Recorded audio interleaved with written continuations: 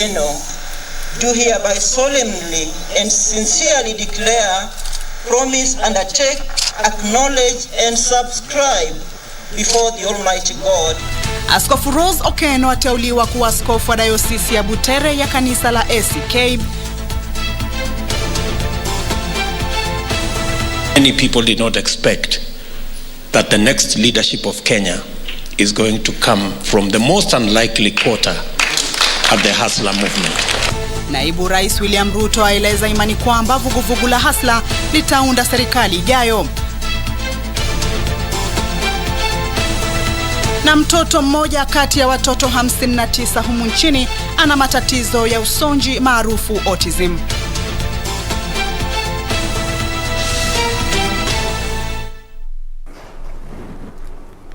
Na mtazamaji, karibu. Taarifa za Darubini ndio zinaanza sasa. Karibu tuende nalo hadi tamati. Mie ni Kamche Menza, anayenisaidia kupeperusha taarifa hizi kwa lugha ya ishara ni Wangeshi.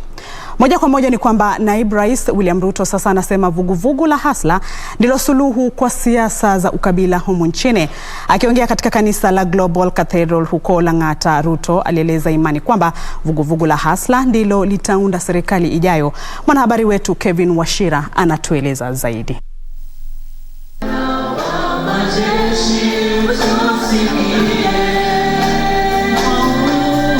Naibu Rais William Ruto alihudhuria ibada katika kanisa la Global Cathedral huko Lang'ata, ambako alieleza matumaini kwamba vuguvugu lake la Hustler litaunda serikali ijayo. The Hustler movement has actually created a revolution in Kenya. That today the Hustler movement has transcended communities and regions and is the largest movement in Kenya of very ordinary people. And many people did not expect that the next leadership of Kenya is going to come from the most unlikely quarter at the Hustler movement. Ruto alisema kauli mbinu ya kisiasa ya vuguvugu hilo ndio suluhu kwa siasa za ukabila. Naibu Rais kadhalika alikishtumu chama cha ODM kwa kudunisha ile ishara ya torori ya vuguvugu la Hustler. For those who have problems with the simplicity of the wheelbarrow, they can as well tell us about the complexity of the orange. I mean, it's just a discussion we are having. Wabunge walioandamana na Naibu Rais walipigia debe mfumo wake wa kiuchumi wa kuwapa uwezo wa kiuchumi watu wa tabaka ya chini, wakisema hiyo ndio njia ya pekee. We have a problem as this country. The locusts were just there with us, the drought is there, the COVID is there, the economy is going to the dogs. I want to tell the child, I want to tell the Kenyan people, we have a solution. Next to us His Excellency the Deputy President William Samoei Ruto. Kumsukume kule, then the country will heal. Excellency, I've been observing the trends, political trends in this country, and it's very clear that 2022 is not an electioneering year. It is a revolution. Kevin Washira, Darubini. Na baadhi ya viongozi kutoka kaunti ya Mombasa wameitisha kuichukulia serikali hatua za kisheria kufuatia ongezeko la visa vya watu wanaotoweka. Mbunge wa Mvita Abdul Samad Nasir na seneta wa Mombasa Mohamed Faki pia wamemtaka waziri wa usalama wa kitaifa Dr. Fred Matiang'i, Inspector General wa polisi Hilary Mutyambai na mkurugenzi wa idara ya upelelezi wa jinai George Kinoti kuitwa ili watoe maelezo kuhusu visa vya kutoweka kwa watu ambao baadaye hupatikana wakiwa wamefariki. Tutashauriana mimi na Mheshimiwa Abdul Samad na viongozi wengine wale ambao wana maono sawa kwamba tupeleke motion ya censure kwa waziri Matiang'i pamoja na Mutyambai ambaye ni Attorney General, Mutyambai ambaye ni Director General wa Police, Inspector General wa Police, Kinoti, bwana Kinoti ambaye ni Director wa DCI, na vile vile pia bwana Haji ambaye ni mkurugenzi mkuu wa mashtaka. kwa sababu yeye kama mkurugenzi mkuu wa mashtaka, mambo ya utekelezaji wa sheria hususan zinazohusiana na uhalifu au usalama zinaingia mikononi mwake. Haiwezekani kwamba mtu kama Haji aweze kunyamaza kimya wakati watu wanapotezwa kiolela kama hivi. Inspector General of Police, waziri husika na rais wa Kenya, jaribuni kufikiria ya kwa haya mambo yalikokuwa yamefanyika na wale ambao kwamba wamechukuliwa na hawajulikani wako wapi ni damu yenu. Jaribuni kuliwaza ya kwa ni mtoto wenu, ni ammi yako, ni mtoto wa ndugu yako. Jaribu kufikiria ya kwa hili jambo likiwa limeweza kufika wewe, utachukua hatua gani? Ni kwamba wale watu wa vyeo vya juu ya serikali ndio wana let down kiongozi wa nchi. Alafu kazi inapokosa kufanyika, mwananchi anaanza kufikiria, kwa sababu ule mtu aliyepea kura ni rais na mbunge ama governor. Sasa kazi kama ifanyiki, si mwananchi anaanza kufikiria, hasira zake zinaenda kwa wale watu walipea kura. Lakini wale ambao wanapewa nyadhifa za kufanya kazi, implementers, hapo ndio shida. Tuangazie masuala yanayofungamana na ugonjwa wa COVID-19 ambapo watu 269 zaidi wameambukizwa ugonjwa huo katika muda wa saa 24 na kufikisha idadi jumla ya maambukizi humu nchini kuwa 243,725, hii ikiashiria kiwango cha maambukizi cha 6.9. Kwenye takwimu za hivi punde, vifo vya wagonjwa 4 zaidi vimenakiliwa kwenye takwimu za miezi ya Julai, Agosti na Septemba. Jumla ya vifo sasa vimefika 4,906. Kimataifa, zaidi ya visa milioni 224 vya maambukizi vimeripotiwa, huku idadi ya vifo ikiwa zaidi ya watu milioni 4.6 kulingana na takwimu za chuo kikuu cha Johns Hopkins. Wakati huo huo, zaidi ya chanjo milioni 3 za COVID-19 zimetolewa humu nchini.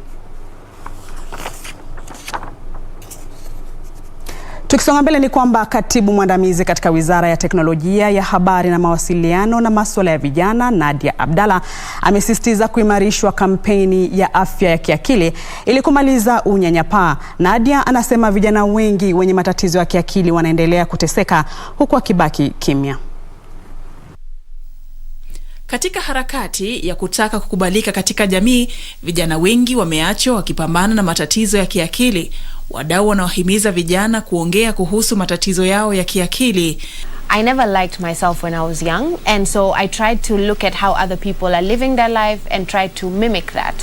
And that's why in high school I wasted so much time getting into fights, trying to get into groups, trying to get into gangs, because I felt like, you know, that would validate me or who I am. Now that I'm where I am today, I realize that I'm unique. The more you love yourself, the more people will treat you better, the more they'll appreciate you even more, and the more you'll appreciate yourself even more. Kampuni ya Jenga Afrika iliwashirikisha wataalamu wa afya ya kiakili kupitia mtandao ili kutafuta njia za kukabiliana na unyanyapaa unaohusishwa na afya ya kiakili.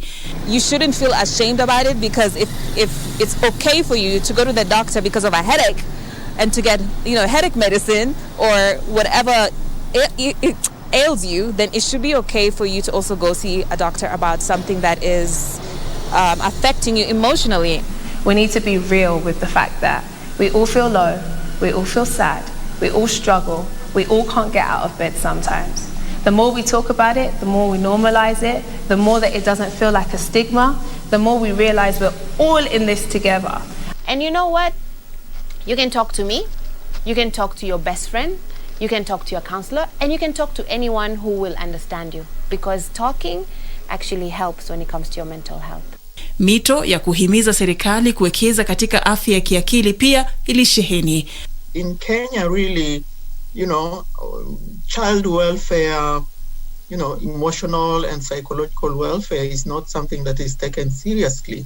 You don't even hear about counseling for emotional and psychological issues. It's counseling for careers. It is important that the government of the day really come out to focus on the well-being of our young generation, because this is something that if not really addressed, it will affect the nation. At the end, it will affect the country because we need them. Wadau wanaamini kwamba kuwekeza zaidi katika afya ya kiakili ni muhimu katika kuwahimiza watu zaidi kujitokeza na kupokea usaidizi. Nikiripotia Darubini Wikendi, naitwa Safin Acheng Ouma. Na mtazamaji, taarifa za Darubini, si taarifa za Darubini bila sehemu ile yetu tunayoipenda ya Mizingile, ambayo inazungumzia kuhusu masuala ya kijamii yanayokuathiri mimi na wewe, na ni sehemu ambayo inanufaisha kila mmoja wetu, iwe ni mtoto, iwe ni mama, iwe ni baba. Siku ya leo tunaendeleza mjadala wa Jumapili iliyopita kwamba ni njia zipi ambazo wanandoa wanaweza kuzitumia kuepuka ama kutatua yale masuala ya mizozo katika ndoa zao. Tulikuwa naye Hadija Raj na leo pia bado anatueleza zaidi. Tumsikize. Chagua kila wakati kuwa yule mpenzi uliye naye kuwa ni jambo la kwanza katika maisha yako baada ya Mola wako. Weka mahusiano ya thamini na moyo wako wote na yape kipaumbele katika kila hali. Utakuwa na watoto, ndio wakija wasikutatize ikawa mahusiano yenu utayavunja ama utayaharibu kwa sababu uko na watoto. Kila kitu kaeni chini mpangilie kama wanandoa. Kuna muda wa watoto, nyinyi wenyewe wanandoa mkiwa na furaha zaidi, hata hawa watoto pale chini watafurahika. Mtoto ambaye anaishi kwa maisha mazuri ni yule ambaye wazazi wake wako na furaha na raha kila wakati. Jambo lingine watu wanasahau, ukiwa na mpenzi, jamani, kila wakati muombe Mungu. Jiombee na umuombe. Ukiona anaenda hivi, ni binadamu ana mitihani, muombe Mungu ili amani, apate amani na apate faraja. Weka mahusiano yako yawe kila saa ya kukumbushia. Mkiona mnaanza kuchokana, tafuta njia ambazo mtakuwa mnazifanya zile ile ndoa yenu ianze tena upya. Kama ni vile mlikuwako bado hamujaoana, mlikuwako mkifuatana, wanaita kutongozana, mlikuwa mnatumia njia gani? Nini kilikuwa kinafanyika? Kwa hivyo inafaa pale kwenye ndoa pia baada ya muda murudishe. La mwisho ni ushauri.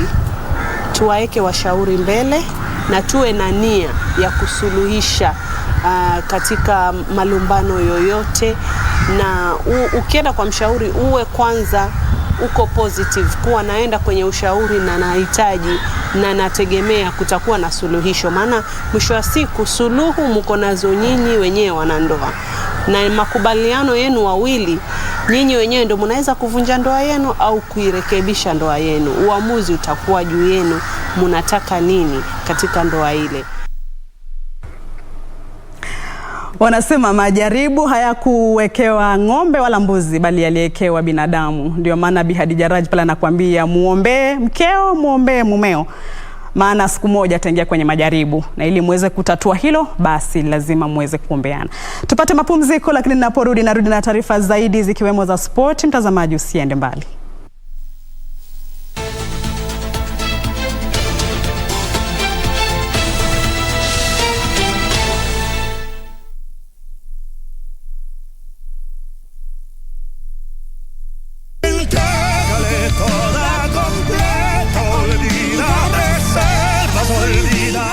The only thing that she has in her mind is to do whatever to steal everything that you own. That is not true. Diana, you are being disrespectful. You are the one disrespecting yourself. Simply showing my appreciation for what I see in front of me. There's no doubt you're beautiful. Very, very hot. You will be my wife until I say otherwise.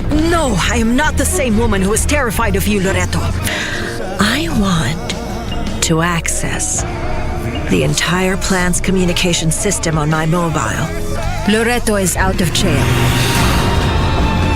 I saw him this morning. What?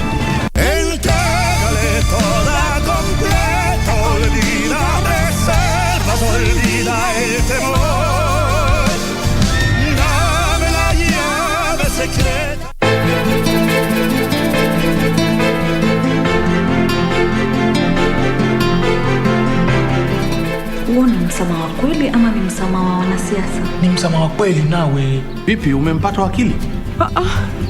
Nimepata gari lake. Itabidi sasa utafute mtu kusaidia hizo kazi zako. Mimi sitakubali kuachwa nyuma peke yangu kila siku. Nikisema kuwa wewe unajua vizuri sana pale mume wako yuko, utakataa?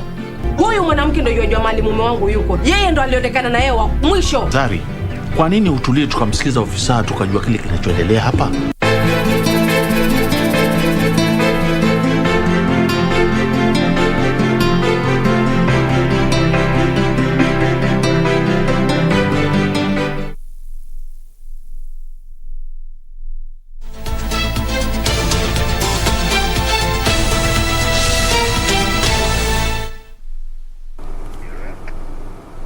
Karibu tena. Kiongozi wa chama cha Wiper Kalonzo Musyoka sasa anasema ufisadi ndio chanzo cha kutokuwa na usawa na umaskini humu nchini.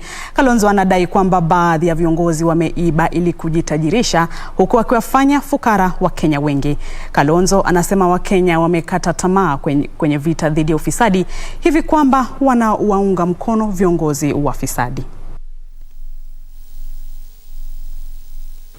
Pesa corruptly gotten. And I say, if you want to know why Kenyans are poor, it's because of corruption. And the corruption is beginning from the pulpit. It's a vicious cycle. Poverty also breeds corruption. Yani mtu anasema afadhali, and the most phenomenal statement I've heard of the year ni kusema my thief, my right. Yani mwizi wangu, haki yangu. Ni kama sasa Kenya wameinua mikono kusema wizi to glorify wezi. Aya, je, mtazamaji unafahamu kwamba mtoto mmoja katika kila watoto 59 nchini Kenya anakabiliwa na matatizo ya kiakili maarufu usonji au autism. Hii ni hali ambayo hudhihirika wazi kwa njia ya changamoto za kijamii, tabia ya kurudia vitu na matatizo ya kuzungumza au kuwasiliana kwa njia zisizo za mazungumzo. Hata hivyo, takwimu za kituo cha udhibiti wa magonjwa zinaonyesha kwamba tatizo hili likitambuliwa mapema, wagonjwa wanaweza kupata msaada wa kuboresha uwezo wa kutambua vitu. I used to feed pigeons whose mother flew away and I had to feed them. So he used to come also and do the same when I was not there and make sure that he feeds them. That was so amazing for me when the mother did know about the pigeons. Hii ndio hali ambayo Cyrus Jonde na Esther Jonde wameshuhudia katika mwanao mwenye umri wa miaka 4 anayekabiliwa na tatizo la ugonjwa wa usonji, yani autism. Wakiwa wazazi chipukizi, haikuwa rahisi kumwelewa mwanao. Initially we didn't know exactly his condition.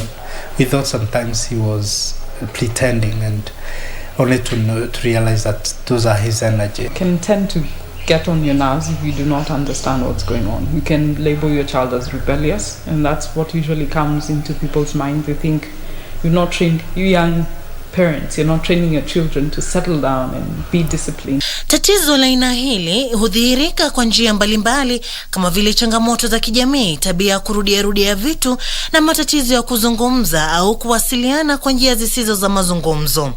Wataalamu wanapendekeza ukadiriaji na kutambuliwa mapema kwa tatizo hili. Even here in Kise, when we carry out our functional assessment, the next thing is a referral to a child psychiatrist, a pediatric psychiatrist, who will now do the medical assessment. Mostly we after assessment we can be able to identify how the kid is presenting, if the child is hyper or maybe he or she doesn't have maybe speech. Aidha wametambua hali yake ya kupendelea nambari na muziki. And then we realized that when it comes to numbers, he's drawn to numbers and music. We've been putting him under hymns. We are conservative We've been putting him under HIMSS for some time. Jitihada zao za kudhibiti hali hii ziliendelea kuwafilisisha hadi walipofahamu fursa zilizopo kwenye taasisi ya kitaifa kuhusu mafunzo maalum KBC. The first thing, we went to 2 private hospitals. We were expending at least 5,000 to 7,000 on a minimum. Every session. And you would see our insurance was just getting us emails per week, $70 has been paid out to this, $70 has been paid out to this, or $55, $65 has been paid out to this.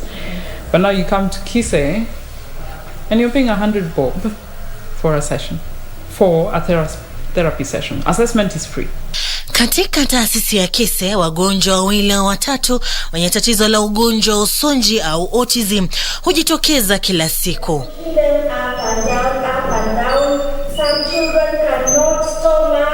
Na hiki ni mojawapo ya chumba ambapo wagonjwa wa usonji ama autism waweza kuja hapa ili kuweza kufanya zoezi ambapo kinajulikana kama hydrotherapy. Kulingana na shirika la afya duniani WHO, baina ya watoto 160 mmoja waweza kupatikana kuwa na usonji ama autism. Na hapa nchini Kenya, kulingana na CDC, baina ya watoto 59 mmoja huweza kupatikana kuwa na usonji ama autism. Na ikizingatiwa kwamba hakuna tiba iliyogunduliwa hadi sasa, hali hii inadhibitiwa kwa matibabu ya njia za mionzi pekee. It's a genetic condition whereby it's not reversible or there is no cure for it. So what we do, just try to manage it to bring the child or the person to near norm. We get through interviewing the parents. We also get through activities that we give to the child. Because through the behavior, observing the behavior and the outcome of the behavior, we are able to tell. Hali hii vile vile inamaanisha mabadiliko katika mtindo wa maisha ya Cyrus na Esther.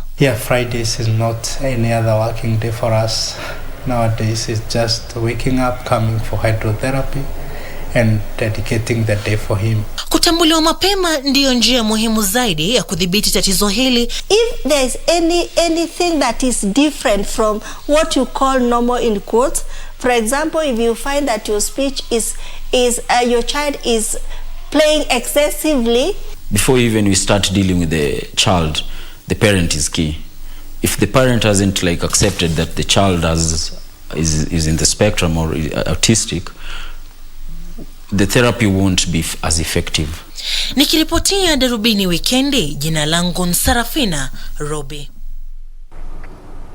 Shukran sana Sarafina Robi kwa taarifa hiyo. Tukisonga mbele ni kwamba mwanamke katika mtaa wa South B jijini Nairobi anatoa wito kwa wahisani kumsaidia kukusanya pesa za kumwezesha kufanya upasuaji kuondoa uvimbe kwenye ubongo wake. Charity Nuna mwenye umri wa miaka 48 anasema anakabiliwa na tatizo la kiafya linalojulikana kama adenoma ambalo limepofusha jicho lake la kulia na pia ni tishio kwa jicho lake la kushoto. Nuna anasema uvimbe ulioko karibu na jicho lake la kulia umeathiri kuona kwake na sasa amo hatarini ya kukumbwa na matatizo zaidi ya kiafya. I have a condition called adenoma of the pituitary, which started 2 years ago, 2019. It started with my right eye. My right eye started slowly like a blurry vision, and then slowly one side of my head was aching. Anasema uvimbe huo pia umetatiza ukuaji homoni zake. Right now if someone looks at me might think I'm pregnant, but I'm not. But every part of my body is growing very fast, including my hair. Charity anasema kuwa madaktari wamemwagiza kwenda India kufanyia upasuaji maalum, lakini amekosa shilingi milioni 2.25 zinazohitajika kwa upasuaji huo. And that's why I'm seeking medical treatment in India, which costs 2.2. Michango ya kifedha inaweza kutolewa kupitia paybill nambari 804-2519 huku jina lako likitumika kama nambari ya akaunti. Pia unaweza kutuma pesa kwa akaunti ya benki ya Kenya Commercial nambari 1288-356-129. Jina la akaunti ni Charity Nuna Medical Fund.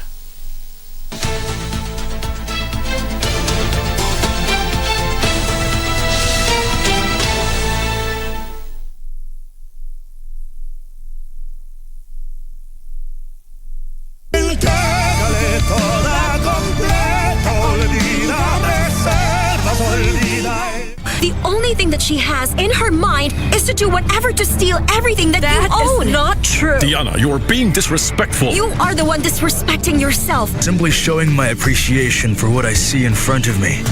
There's no doubt you're beautiful. Very, very hot. You will be my wife until I say otherwise. No, I am not the same woman who is terrified of you, Loreto.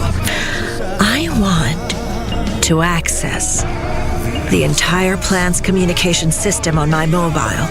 Loreto is out of jail. I saw him this morning. What?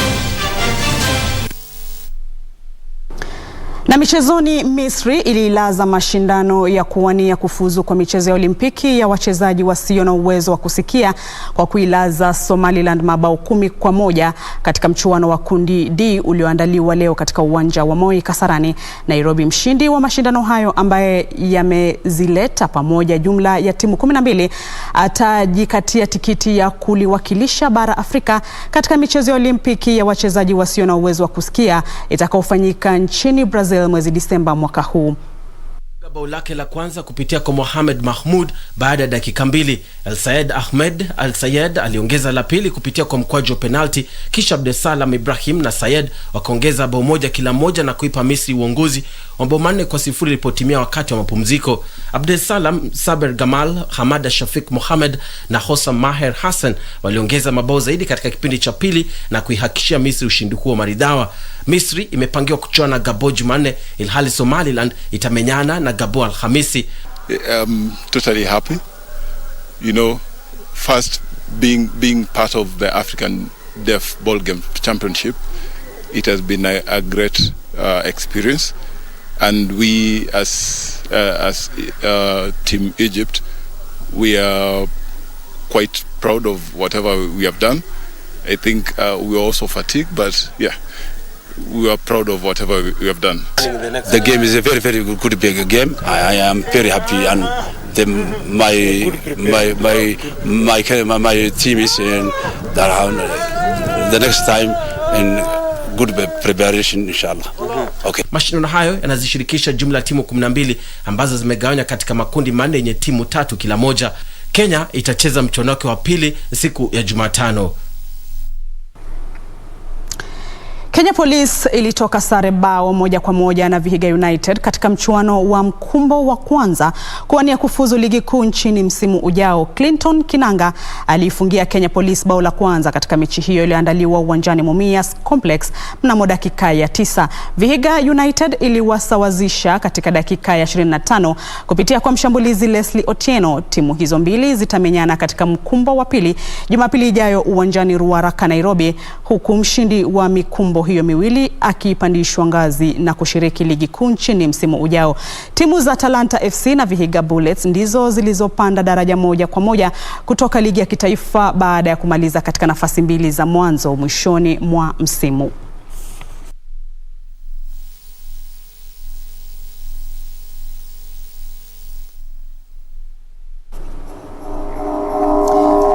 Na mashindano ya kwanza ya mashindano ya magari ya Afrika Mashariki yanatarajiwa kung'oa nanga tarehe 4 Novemba mwaka huu mjini Karen, na washiriki watapitia Amboseli tarehe 6 Novemba. Mashindano hayo yatawashirikisha madereva 60. Mashindano haya yaliratibiwa kuanza tarehe 1 hadi tarehe 9 mwezi Novemba, ila yakaahirishwa kutokana na mchipuko wa virusi vya corona ambazo ziliwanyima washiriki kusafiri nje na ndani ya nchi tofauti.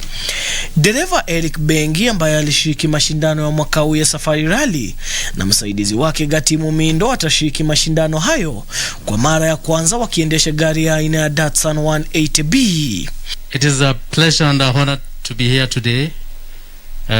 Driving this little beautiful old car It's about 2 years older than me, but I'm okay with that. It's always good to have a relationship with a slightly older one. It works out. Eric and Mindo, you are great.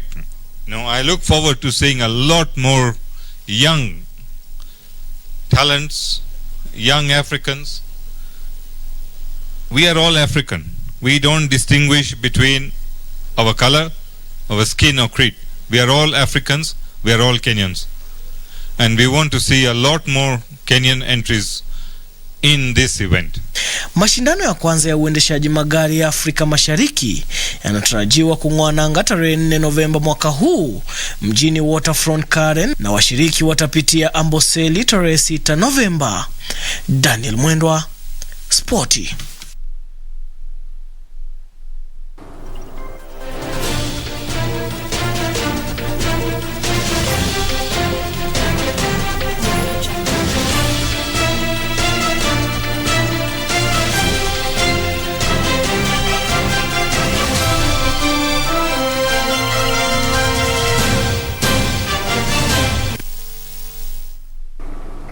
Na mtazamaji, natia kikomo papo katika taarifa zetu za Darubini ya Channel 1 jioni hii ya leo. Jackson Macha anasema ametutizama. Joel Rono anasema ametutizama kutoka Ilubi, lakini hajatueleza ni wapi. Mimi sijui Ilubi ni wapi. Joel, ungetueleza ni upande gani hasa?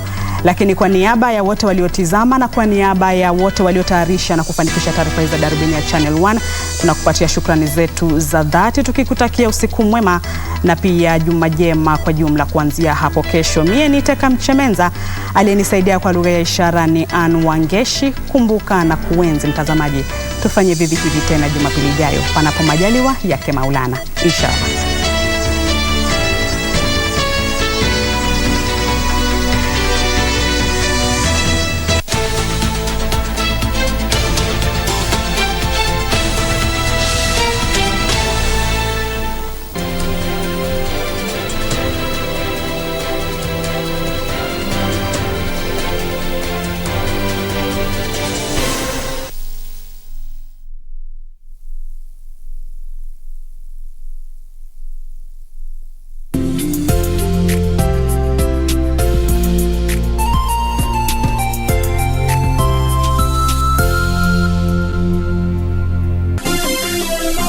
Vera Beauty College. Vera Beauty and Fashion College, with branches in Nairobi, Eldoret, Thika and Meru. Did you know that we are a TVET approved institution? We offer courses in fashion design, interior design in soft furnishing, event decoration, flower arrangement, event planning, hairdressing, barbering,